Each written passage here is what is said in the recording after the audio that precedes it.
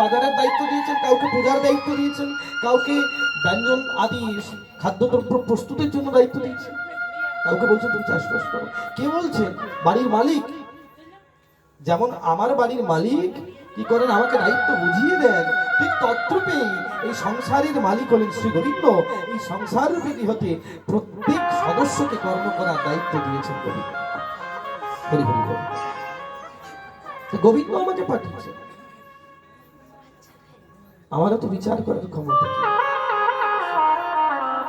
আর আমরা ওই বিচার করেই গেলাম। দেখুন, সনাতনীরা নিজেরাই ইচ্ছা করে নিজের ঘরের দুয়ারটা খুলে দিয়েছেন অপর ধর্মের মানুষকে প্রবেশ করার জন্য, কটূক্তি কথা বলার জন্য। নিজের ধর্মকে আমরা নিজেরাই ছোট করি, আমরা নিজেদের ধর্মকে নিজেরাই ছোট করি। আজ হয়তো মনে করবেন যে আমি এটা হয়তো একটু রূঢ় কথা বলে দিচ্ছি, একবার নিজে দাঁড়িয়ে মনে মনে চিত্ততে ভাববেন যে সত্যি এটা সত্য কিনা। আচ্ছা বলুন তো, জবন কাকে বলে? অপরাধ মার্জন করবেন, কয়েকটা কথা বলি। জবন কাকে বলে? জবন কাকে বলে? কাকে? জোরেই বলুন না মা। মুসলিমদের জবন বলে না, মুসলিমদের জবন বলে না, মুসলিমদের তার ইসলামিক বলা হয়। জবন কথার অর্থ কি আগে সেটা বুঝতে হবে। জবন কেন বলা হয়েছে? শাস্ত্রে বেদ বলছে জবন কাকে বলে। আপনারা জানতে চান না? আপনাদের যে কোনো প্রশ্নই নেই। দেখুন, তখনই ভালো লাগে, আমি তো শুধু বকেই চলেছি। ট্রেনে বাসেই জানতো, বাসে ট্রেনেতে বিশেষ করে হকার ওঠে, হকার এক ট্রেনতে মানে সারাদিন যদি বকেই চলে যায়, তার কাছ থেকে যদি কেউ জিনিসটা না কেনে, তার ভালো লাগবে পরের দিন ওই ট্রেনে আসতে? তদ্রূপে মা একটু যদি আপনারা না কথা বলেন, আমার ভালো লাগবে। আমি একটু প্রবেশ করবো, আপনাদেরকে গড়ামুখে দিয়ে এলাম, দিয়ে সরে আসছি, আপনারা চাচ্ছেন। যেমন কাকে বলে না, শাস্ত্র বলছে যে জীব অপর নিজের জীবের সন্তুষ্টি করবার জন্য, ইন্দ্রিয় চরিতার্থ করবার জন্য অপর জীবের রুধি ঝরিয়ে নিজের ইন্দ্রিয় চরিতার্থ করে, তাকে শাস্ত্র জবন বলিয়া মনে করে। বলে তো ভালো। জবন কাকে বলে? কাকে বলে? যে জীব নিজের ইন্দ্র সুখ চরিতার্থ করবার জন্য অপর জীবকে হত্যা করে, অপর জীবের রুধি ধরিয়ে নিজের আত্মসুখ করে, তাহাকে শাস্ত্র জবন বলিয়া। তাহলে বলবেন পূর্বে ঋষিগণ জবন ছিল কেন? না অশ্বমেধ গোমেধ আদি যজ্ঞ হয়েছে, নবমেধ যজ্ঞ হয়েছে। কলিযুগে কি ওগুলো আছে? আছে? অশ্বমেধম গবালম ধম সন্ন্যাসং ফলপৈত্রিকম দেবরেণ অসদৎপন্ন কলো পঞ্চ বিবর্জয়। কলিযুগের ভগবান শ্রীকৃষ্ণ চৈতন্য মহাপ্রভু বর্জন করে গেছেন পাঁচটি। পূর্বে অশ্বমেধ গোমেধ নমেধ নরমেধ আদি যজ্ঞ হয়েছে, কিন্তু সেই যজ্ঞে যেই গোমেধ যজ্ঞ অর্থাৎ গরুকে যেই গাভী মা বা যেই গাভী বয়স্ক হয়ে গেছে, তার শরীরের মধ্যে কোনো শক্তি সামর্থ্য নেই, সেই গাভীকে ঋষিগণ কি করছেন? যাগযজ্ঞ করে তাকে বধ করতেন, উৎসর্গ করে দিতেন। যেমন উৎসর্গ করতেন তেমনই আবার তাদের মধ্যে ক্ষমতা ছিল পুনর্জীবন প্রদান করা। ওই বৃদ্ধ গাভীটাকে কি করলো? উৎসর্গ করলো, পুনরূপী জীবন্ত প্রদান করলেন, নবযৌবন দিলেন। যিনি বৃদ্ধ ছিলেন, যার কর্ম ক্ষমতা ছিল না, সেই রূপ গাভীকে কি করলো? নবযৌবন প্রদান করলেন। কিন্তু কলিযুগে আমাদের কারোরই মধ্যে ক্ষমতা নেই। ম্লেচ্ছ কাকে? অপরাধ মার্জন করবেন, আমরা সাধারণ ভাবে জানি ধীবর সম্প্রদায়কে ম্লেচ্ছ বলা হয়, তাই তো, বা ছোট জাতকে।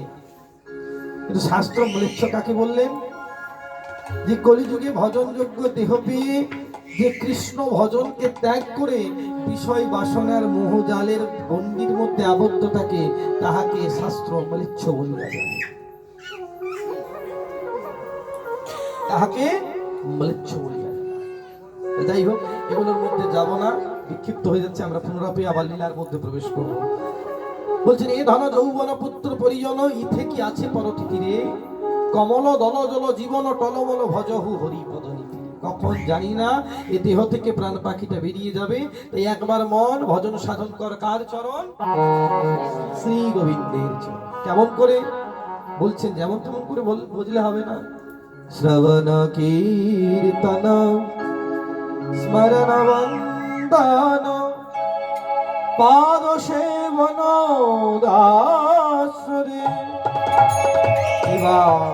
শ্রবণ কীর্তন শরণ বন্দন পাদ সেবন দাসরে,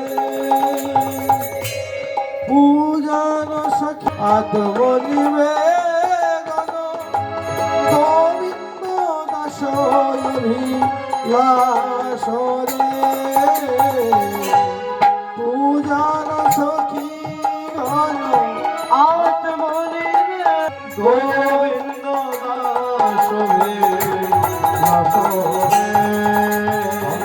ভজ হুরে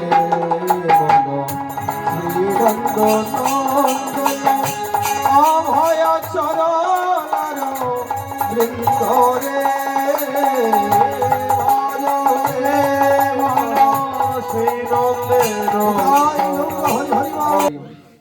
গোবিন্দটাকে ছাড়ে না। পুতনা যখন পুতনার ওই প্রাণবায়ুকে ভগবান শোষণ করছেন, পুতনার প্রাণ যখন ওষ্ঠাগত, এমতো সময় গোবিন্দ মনে মনে ভাবছেন, পুতনা সহজে আমি তোমায় ছেড়ে দেবো না, আমি সহজে তেমন ধরি না, সহজে তেমন ছাড়ি না, সহজে যেমন ধরি না তেমন সহজে ছাড়ি না। তবে শোনো, তোমার মনোবাঞ্ছা সেই পূর্বকালে, তোমার যে মনোবাঞ্ছা ছিল সেই দুই মনোবাঞ্ছা তোমার আজ পূর্ণ করলাম। এক, তোমায় মাতৃত্বের স্থান প্রদান করলাম, আরেকটা তোমার যে মনের বাসনা ছিল যে তুমি তোমার স্তনপুত্রের মধ্যে বিষ পান করে আমার মতো সন্তান যদি তোমার হয়, সেই সন্তানকে তুমি কি করবে না, বধ করবে, সেই মনের বাসনাও পূর্ণ করবে। এই বলে কি করলেন, প্রাণবায়ুকে সঞ্চার করে দিলেন। যেই না গোবিন্দ সমস্ত পুতনার শরীরে অভ্যন্তরে থাকা প্রাণ আপ্রাণ সমান জ্ঞান উদান এই পঞ্চ প্রাণবায়ুকে ধীরে ধীরে শোষণ করে নিলেন, একসময় পুতনার ওই পর্বত সম জড়দেহ কি হলো না, জড়দেহ ভূমিতে পতিত হলো। যেই না ভূমিতে পতিত হয়েছে, ওদিকে পুতনা যখন শূন্যের মধ্যে পুতনা উঠেছেন, বিরাট রাক্ষস রূপ দর্শন করে মাতা দশমতী কি করেছেন, মূর্ছা চলে গেছে। মূর্ছা চলে গেছেন। আর ওই মতো অবস্থায় গোপীগণ, নন্দ মহারাজ আদি সবাই কি করছেন না, সবাই দর্শন করছেন, দর্শন করে হায় হায় করছে।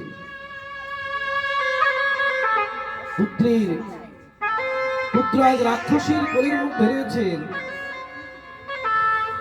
নন্দ মহারাজ হায় হায় করছে যে আমার পুত্রের কি হলো।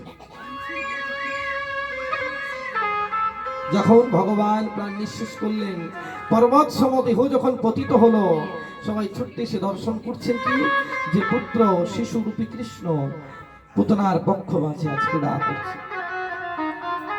ব্রজবাসীগণ কি করলেন, শিশুরূপ ভগবানকে নামিয়ে আনলেন। মাতা দশমতী কি করেছেন, গোমূত্র গোমাই মিশ্রিত জল দ্বারা স্নান করাচ্ছেন। কেন না, পুত্রের উপরে পুতনারূপী রাক্ষসীর প্রভাব পড়েছে, দুষ্প্রভাব, কুদৃষ্টি পড়েছে। তাই সেই কুদৃষ্টিকে নিবারণ করবার জন্য গোমূত্র গোমায়ের জলেতে স্নান করালেন, শুদ্ধিকরণ করলেন, পঞ্চামৃত পঞ্চকুব্য দ্বারা শুদ্ধিকরণ হলো। আর এইদিকে বসুদেব নিজ কুলগুরু গর্গমুনিকে পাঠিয়েছে যে পুত্রের উপযুক্ত নামকরণ করবার জন্য। গর্গমুনি এসেছেন। গর্গমুনি এসে বসুদেবের নিকটে, তিনি যে বসুদেবের দূত হয়ে এসেছেন, যেই না নন্দ মহারাজকে জানিয়েছেন। নন্দ মহারাজ সাদরে কি করেছেন, সাগরে